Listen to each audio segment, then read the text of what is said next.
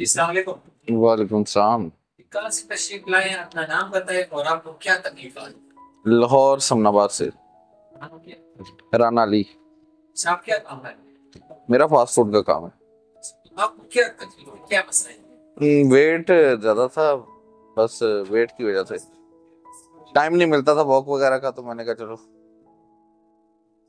नहीं, तकलीफात क्या थी? मतलब उठने बैठने में, नमाज पढ़ने में? हाँ जी, उठने बैठने में थोड़ी तंगी थी और सीढ़ियाँ चढ़ते हुए सांस चढ़ता था, तो महसूस होता था कि आगे जाके तंग हो जाऊंगा, तो इससे पहले कुछ करना चाहिए। अच्छा, डॉक्टर उस्मान साहब के बारे में क्या राय रखते और माशाल्लाह जबरदस्त हो जाना है। नहीं नहीं, बहुत अच्छे बंदे हैं। सारी टीम इनकी बहुत अच्छी है, जबरदस्त। हैं? मैं तो यही कहना चाहूंगा, जिसको कोई मसला ऐसा है वो डॉक्टर साहब से मिले और इलाज करवाए अपना।